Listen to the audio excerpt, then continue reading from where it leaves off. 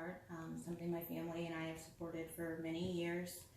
And at times, some things you hear or even pictures you may see might be kind of hard to look at, but they are true facts, and it does get better towards the end. So let's start. So as of 2018, we had lost 144 of our police officers in the line of duty.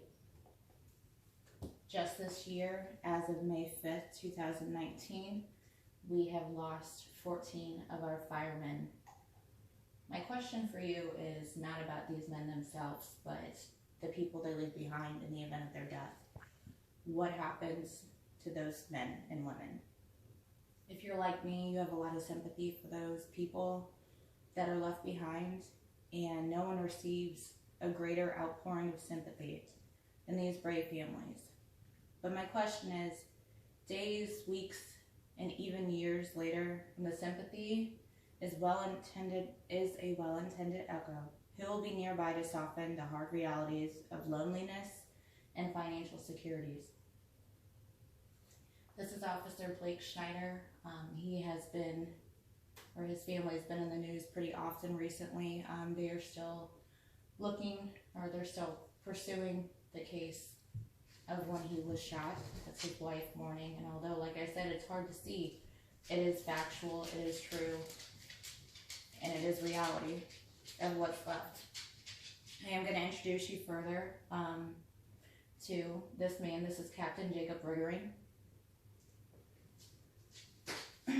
Riverbend's Corey Davenport reports that on March 7th, 2018, Captain Jacob Riggering of the Calvary Fire Department died in the line of duty at the young age of 37. The article continues on to say, Riggering and his fellow Godfrey fireman, Luke Warner, were injured when the wall of this home collapsed from the fully engulfed flames. This is actual footage from that day, and like I said, although hard to see, it is accurate. Warner was airlifted to a St. Louis area hospital where he was in stable condition, but Captain Riggering lost his life due to injuries. This is his family. He left behind a wife and 3 children, as you see here. They were invited by the Secretary of State. The man lost his life while helping those in need, and now his widow and his 3 children, ironically enough, are now the ones needing aid.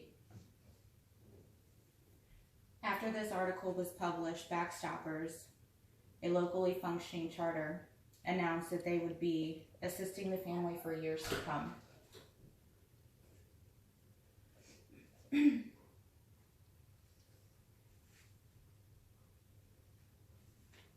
BackStoppers' personal website states that their purpose is to provide needed financial assistance and support to spouses and dependent children of the public servants in their coverage area who have lost lives or suffered a catastrophic injury while performing their duty.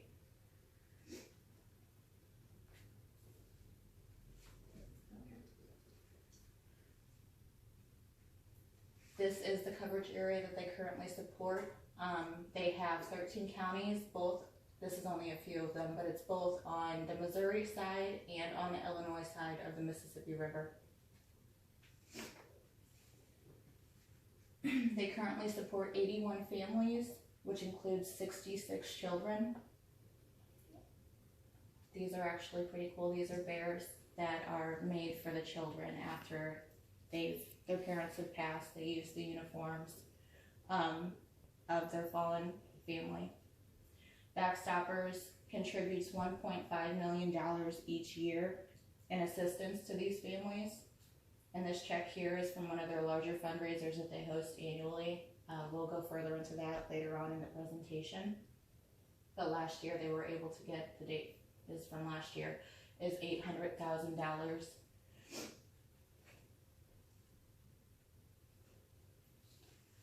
Upon the death of a police officer, firefighter, public-funded EMT, or his or her family, they receive a check from BackStoppers for $10,000.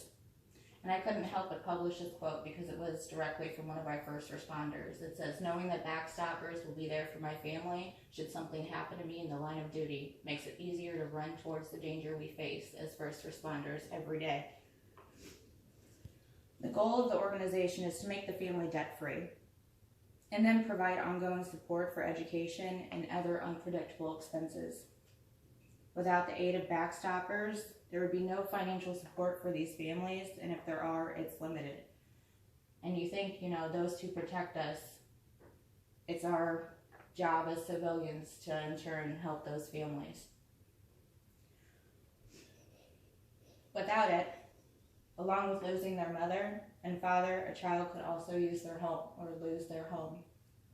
Along with the hardship of being a single parent, having a full-time job, and struggling to make ends meet, they'll need to look out for medical bills, funeral costs, and foreclosure notices.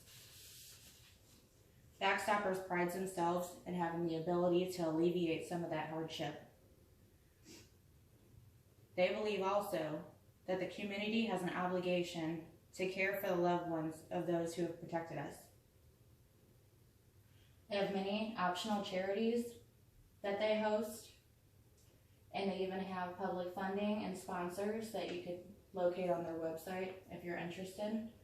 This is the specific event that I was speaking of briefly in that check. That is one of their largest events that they hold. It's called Guns and Hoses. It's one of the largest gatherings of support every year. And this date is on February 13th, 2019. The tickets do sell out really quickly, so if you are interested, you should get on that. You can go to their website to make a one-time donation if you feel that you may not want to attend that event because it's not for everyone. You can also check their event calendar. They do host a lot of different things that may be more along the lines of something you might be interested in. Like I said, this is really important to my family and I.